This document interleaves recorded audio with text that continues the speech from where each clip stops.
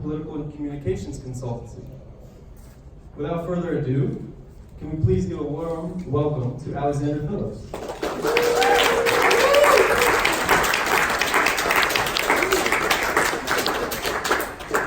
Hello, American brothers and sisters. It's so great to be here. I love New York. What have you done to the weather? Is this like the curse of Greta or something? Because it started off, global warming was really doing its bit this morning, wasn't it? We took a boat over to Liberty Island, saw the beautiful statue. We should remind Macron about that, by the way. And it was gorgeous. And then as soon as I was actually trying to do a radio interview back in the UK, in the back of a New York taxi, and it sounded like someone was chucking pasta on the roof of the car. It was really hammering it down. So I blame Greta. And the sooner that we dispose of her, the better. Anyway, no, it's great to see you all here, and it's great to see so many people have an interest in British politics, because let's be fair, it's a bit crazy right now. And the mirror between what's going on in America and what's going on in Britain must be acknowledged. But first of all, I want to do a test with everyone in the room here. I want to see how many people in here are Brexiteers, okay? So, oh wow, I mean, I didn't even have to do the test. You're so willing. No, hands down, hands down. I want to ask 3 questions, okay? So, first of all, who in here would be happy to see a completely unelected executive, maybe in Ottawa or, somewhere outside of America, have control over lawmaking? Who thinks that's a good idea? No. No one. Okay. Second question. Who here thinks that it'd be fine to have a court outside of America that overrules your Supreme Court as and when it wants? Anyone like that? No. Okay, third question.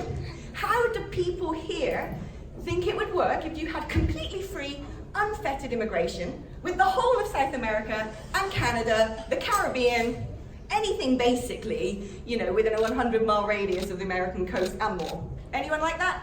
No.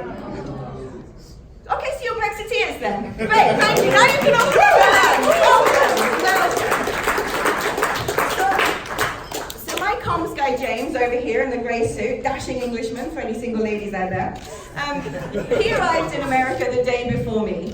And the first thing he did, having flown in from Brussels, the capital of beer, let's be fair, the first thing he does is get off an aeroplane and go to Oktoberfest near Wall Street. Anyway, while he's there, he made the big mistake of starting to talk to some Democrats. Yeah. And they said to him, what are you doing over here? Fascinated by his English accent. And he explained he was over here with me, and we were doing a bit of a tour and having various speaking engagements and media engagements. And they said to him, why do you want Brexit? Isn't that going to economically ruin your country? This is the mistake everyone makes. First of all, we're still a G5 nation. We are one of the most pivotal countries in the Anglosphere. We have the ability to strike trade deals, bespoke trade deals around the world. And as a country that doesn't really manufacture much, the EU can be thanked for that actually. They moved a lot of our heavy industry of EU grants to Eastern Europe. We actually import a whole load of things. And it would suit the UK economy enormously to actually change the way trade is done globally. As they said in the European Parliament the other day, we don't want to see the UK become Singapore on the North Sea. Well, I'll tell you what, we do. That is how you make your economy shine. And it's more than about just the economic arguments.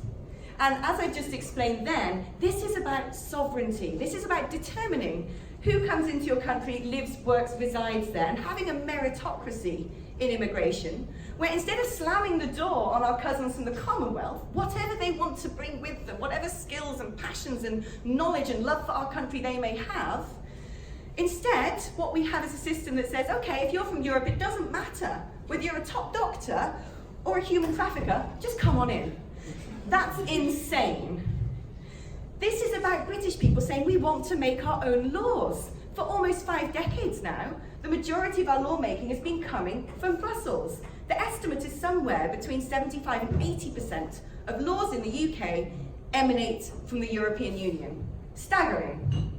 So no wonder all the MPs back in Westminster don't want it to happen, because they'd actually have to do some work.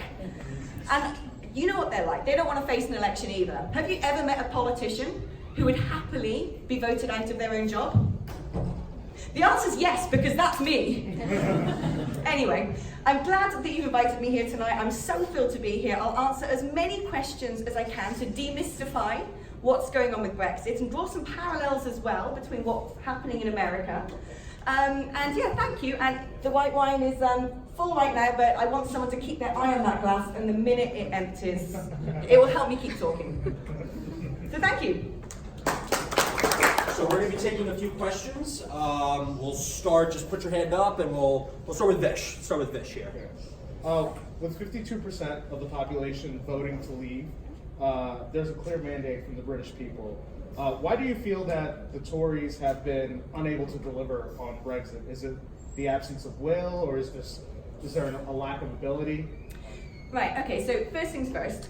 Everyone thinks the Conservative Party is suddenly the party of Brexit. Wrong. David Cameron decided to hold that referendum because he was a bit cocksure. He held one on first past the post, won it, put that issue to bed for a while. He held one on Scottish independence, managed to just scrape that one through, thank the Lord. So after that he said, finally, the big existential question that faces the UK is our relationship with the EU. And he thought he could hold a referendum, win that as well, put the issue to bed. He was wrong. The Conservatives are not the party of Brexit. More than 50% of Conservative MPs voted Remain. In fact, there's only a caucus of about 20 who I'd call proper Brexiteers. The only reason that this referendum was held in the first place was because Nigel Farage was like a little dog yapping at his ankles and stealing votes. So if you want to know why the Conservative Party haven't been able to deliver, it's because they don't have the political will to do so largely in their own party, which is why we need a general election to unlock the blockage that's in the UK Parliament, the people who should be passing legislation to enable us to get out, instead of putting forward legislation to stop us leaving on the 31st of October without a deal. So we need a general election. We need to get rid of not just the Labour Brexit blockers and the Lib Dem Brexit reversers, they're even worse. Interesting, it's a very liberal interpretation of the word Democrat. That's the only way I can describe that party moniker. But we also need to have a strong look at the Conservative Party and realise that actually the Conservative Party today is not the Conservative Party of 20 years ago. It's not Thatcher's Conservative Party. It's something very different. Next question. Yes, sir. Hi. Well, like we were chatting about a little bit before you started, how would you compare what Bojo is going through with what President Trump is going through here? And my second follow-up question is, what is Nigel Farage's favorite beer? Okay, can I do the first one first? London Pride. He loves it. Probably the name. No, that is his favourite. I don't know. I'm not a beer drinker myself. So what is Trump and what are Trump and Bojo both going through, other than multiple bottles of peroxide, possibly? I mean, look at it. What we have in the West is a situation where the left wing are bad losers. They no longer accept election results. The minute Trump was elected, the campaign to delegitimize the election and then topple him from power started the minute he was, in fact, no, it started before he was even elected. As soon as they realized that he could sniff a victory, it started. And the same is true with Brexit. As soon as the result was announced of that referendum, it was just, it was conspiracy theory on steroids. And what's more, not only have they done the same to delegitimize our referendum result, smear Boris Johnson as a groper and all the usual, their favourites, the Me Too movement favourites. But they're too lazy to even come up with new arguments.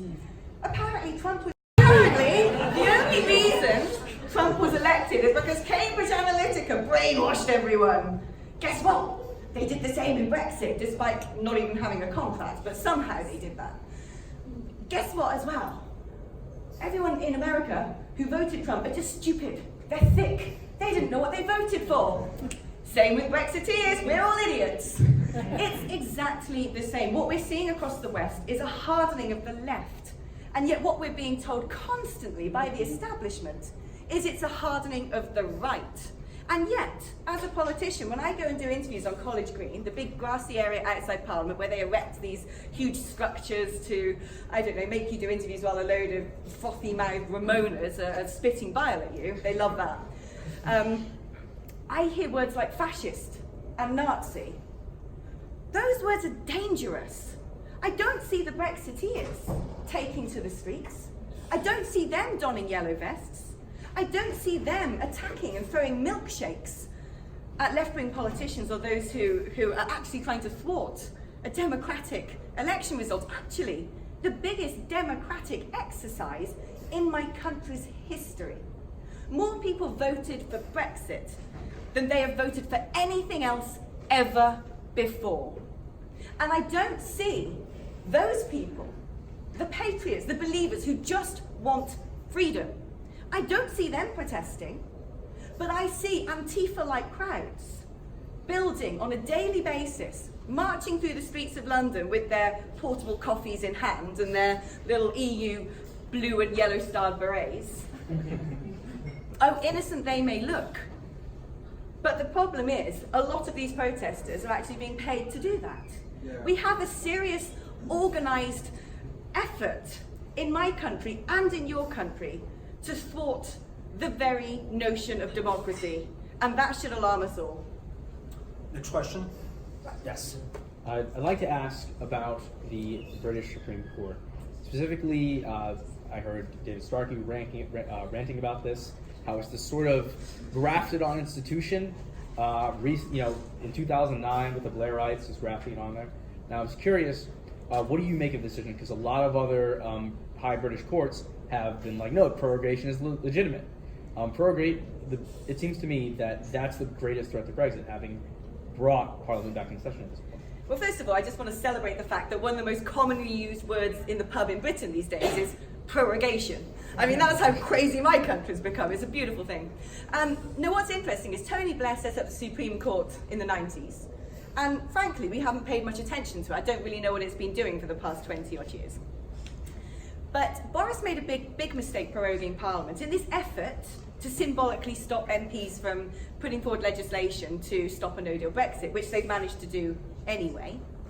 And it's backfired because what it's done is it's given legitimacy to the Ramonas to say, we're the Democrats, we're the ones who have been slighted, we're the ones who are being denied a voice. Now, the interesting thing about UK politics compared to American politics is we don't have any sort of constitution. We have, in very typical British style, a gentleman's agreement. It's a bit like a game of cricket. You know, there are things you do, there are things you don't do. There's precedent, there's protocol, there's just basic good manners, goodwill, and good faith. And what's happened as a result of Brexit is people who don't like that result don't give a stuff anymore about our proud democratic heritage and are using the very fact we don't have a written constitution and this newfangled Supreme Court to actually start creating legal precedents. We've always had an executive, a representative democracy, not a presidential system, of course, who's never had to face court rulings before. And now we've got a situation where those wanting to thwart Brexit are shouting, Boris broke the law. The law didn't exist. There was no law. I don't know how to, I was surprised. When that ruling happened, I was surprised. I had a feeling what they might do was give advice and say, politics shouldn't happen in the legal sphere. It's never happened throughout my country's history. The High Court had the wit to do that. The Scottish Court, well, you know, they're a bit weird north of the border. You just have to meet my other assistant Fraser over there. He's in a skirt, by the way. So it doesn't surprise me that the Scottish courts decided to have a bit of fun with this because they've got their own little political agenda when it comes to independence going on. But I was actually agog when I saw the stridency of that ruling. And it does now, but the sad thing is, what has survived for decades, not decades, centuries, in the mother of parliaments is now basically put on a bonfire at the altar of the EU, because now we have a situation where if any Prime Minister takes a step in the wrong direction that the people on the other side of Parliament don't like or don't agree with, you've now got a situation where they will say he must go to court, he must face unelected judges. I didn't even know who these judges were before that court hearing. Nobody did. And unlike in America, these people are not even nominated, they're not even elected. And yet they have just decided on the fate of my country. We're just refreshing it, you know, ended on a good note. Anyway, we'll get the next question lined up in the meantime. Where do we have? Let's get a lady here. They're like four dudes. Do we have anyone? Yes, right here. I have a question. Do you think Boris's personality is similar to Trump's, and do you think that they will be getting along well? can't say I know either man. As I understand, Trump is a teetotaler, which always alarms me a little bit. I think a good president should probably have a drinking habit. A bit like Winston Churchill. He started the day with a bottle of champagne. That's my kind of guy, can I just say. Would they get along? Yeah, I think they're both very strident. They both say what they think. Like, how is Boris? See, I don't know enough about your president. I would never want to step out of line and assume I know enough about him. Nigel loves him, so if Nigel loves him, I love him. It's fine by me. But the difficulty with Boris is actually a bit of a hollow character. I'm going to tell you a little story that maybe Americans don't know. The evening before the campaigns for the referendum were decided, Boris Johnson has a £200,000 a year column in the Telegraph. I'd love that. I mean, just once a week writing what I think, just espousing my worldview on unsuspecting public, that would be brilliant. 200 grand. Anyway, he's got this amazingly paid Telegraph column. And so it goes that the evening before he decided which campaign he was going to join, he wrote 2 articles. One in favour of remaining in the EU, one in favour of leaving the EU. And he decided that he was going to be a Brexiteer. Why? Because the majority of Conservative Party grassroots membership want us to leave the EU. And he made a political gamble that actually the referendum wouldn't come down on the side of leave, and that somehow he would therefore be able to make his bid to get the top job by being the darling of the Conservative Party grassroots. Boris is hilarious. Boris is funny, he's witty, he's bubbly, he's incredible, you know. I loved him as London Mayor, always on a zip wire, waving a Union flag, falling over in wellies in a river somewhere, you know. He was great, a fun ambassador for a fun city. But in the top job, I kind of feel you need someone with real political belief and conviction. And I hate to say this, as much as I do think Boris is a card, he's not that guy. Next question. Right here, it's John. I mean, a reservation that's been raised, which I think is serious, is the issue with Northern Ireland. And if you're going to control immigration, you'd have to have a border. And yet, if you had a border, wouldn't you just create that whole Northern Ireland issue all over again? Okay, this is a very important issue, and I need to demystify that as well. Okay, so we call it the Northern Ireland backstop. That's the name that's being used. There was actually a behind-the-scenes documentary made of the Brexit negotiations, which was an incredible documentary, but it's hidden away on BBC4, the channel of the BBC that not even British people know exists, because it was so condemning of the EU. You have on footage the main Brexit negotiator, Michel Barnier, saying we should use the border between Northern Ireland and Ireland to control the British. You had the staff of Guy Verhofstadt, the European Parliament's Brexit negotiator, saying, yes, we will turn them into a colony. Let me explain this. Between Northern Ireland and Ireland, first of all, when you're talking about immigration, that doesn't feature, because actually there's something called the Schengen Acquis in the EU, which is where you have completely border-free travel. You don't even have to show passports. Ireland and the UK both are not part of the Schengen Acquis. Where every time I go from Brussels to London, I do have to go through passport control. And it's the same with Ireland, yet between Ireland and the UK, you don't. So we have our own little immigration system between us anyway, which is separate from the EU. So the immigration thing isn't the problem here. The problem is the customs union, which is basically the EU saying, these are the tariffs you must charge any third country that's not in the EU for products coming into the EU. What the EU don't want is the UK to have its own trade policy. So what they decided was, oh, there's the border between Northern Ireland and Ireland, and we can say that if all of a sudden you needed to have customs checks on that border, well, that would breach the Good Friday Agreement. That could lead to conflict. It's rubbish. There is a border there already because Ireland and the UK have different VAT rates. They have different standards on products. And guess what? They've got different currencies. Ireland uses the euro, Northern Ireland uses the pound. Ireland should remember the fact that we actually bailed them out when the EU messed up their economic situation after the financial crisis.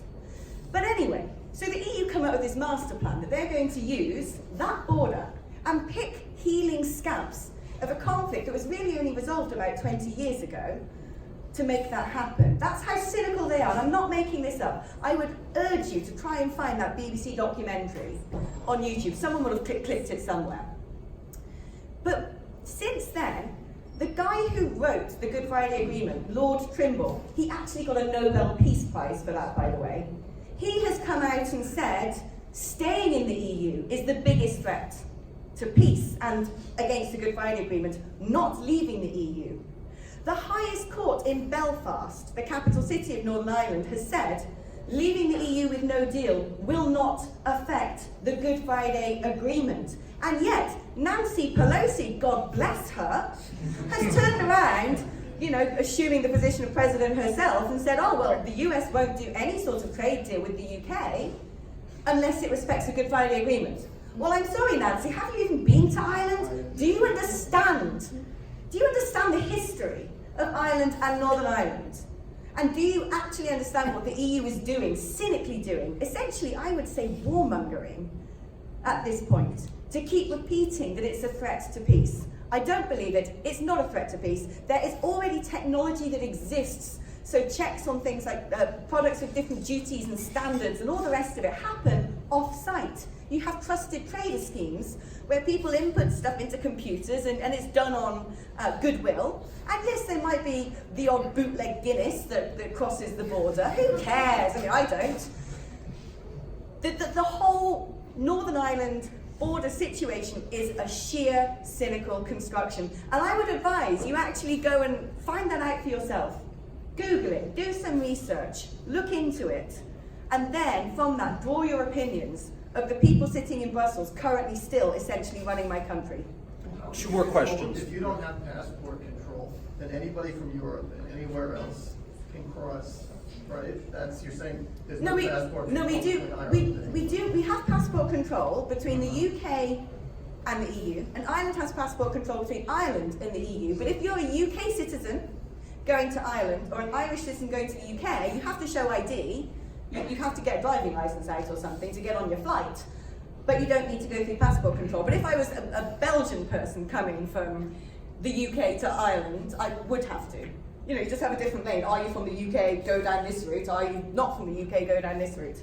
So there's always been a sort of understanding that immigration and freedom of movement between, when it comes to residency and settled status, I don't know. I'm not an immigration lawyer, but essentially Ireland and the UK are not in the Schengen Acquis. The rest of the EU is in the Schengen Acquis, and that is basically because the rest of the EU has land borders, and we've conveniently got the channel between us and the rest of them. Sam Berg. My name is Sam Berg. I work for a global company, and I just recently visited town hall with our global CEO, and we were educated in the globalism, how important it is to be global, since we're a global company, and also we're told how important it is to vote for the right things when there are elections, insinuating that Brexit is really bad and Trump is really bad. So how would you say this is, obviously I see this as a big issue, but how would you say the impact is towards the rich politicians when they have global companies and global CEOs? I presume they kind of want the same thing. Yeah, you raise an interesting point. Let me give you a little bit of history about Euroscepticism. When we first joined what was a European economic community, the politicians in the UK opposed to this were the leftists. The people who said we can't do this were the traditional left wing, who said that any sort of common trade area and single market with Europe would benefit big banks and big business, but ultimately really harm the citizens. And actually wind on the clock, and that is still the argument, but things have swapped sides because the EU is federalised so quickly that now the right wing is saying this encroaches upon freedoms. Now the truth of the matter is this: yes, actually the EU is very convenient for Pfizer and Unilever and Kraft. Extremely convenient for them.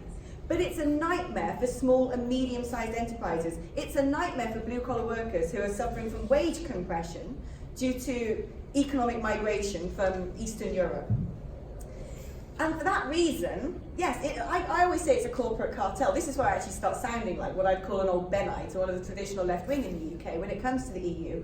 I actually became a Eurosceptic when I was living and working in Ghana, of all places. I was working as a journalist. At the time, the EU were trying to do what they call an economic partnership arrangement with ECOWAS, the Economic Community of West African States.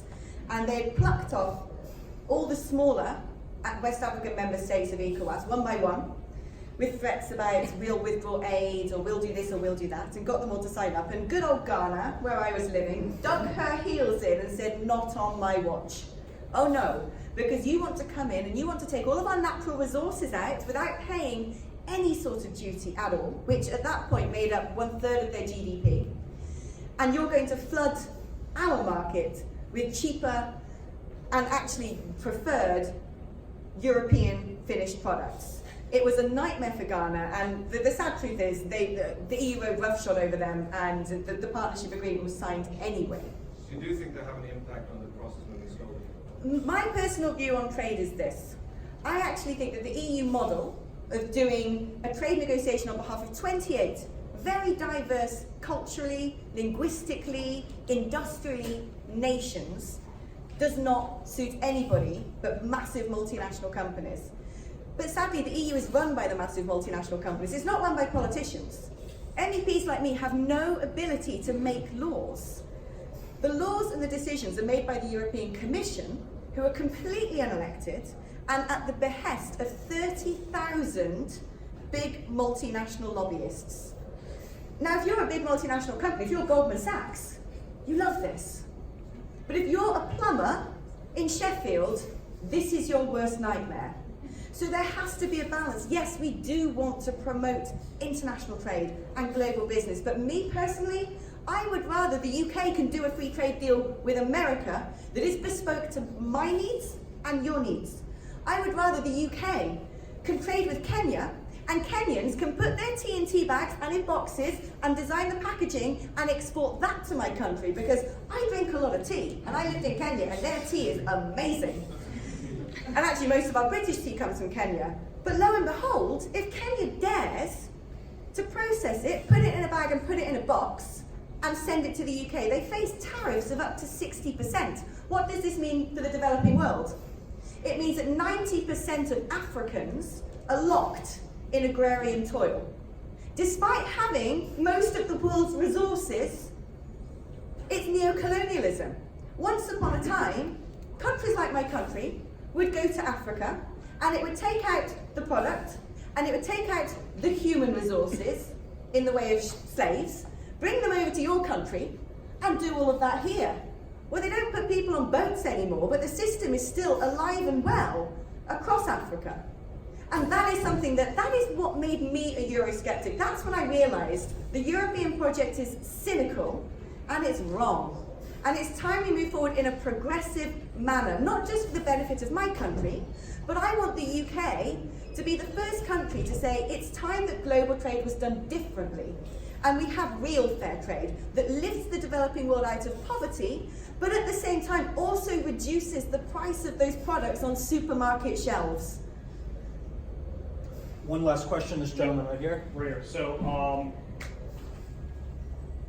has your country's government done anything about the grooming gang situation in the United Kingdom?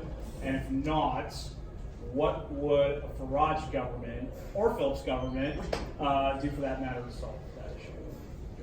Whoa! I thought I was here to talk about Brexit. Boys, oh my gosh. What have they done?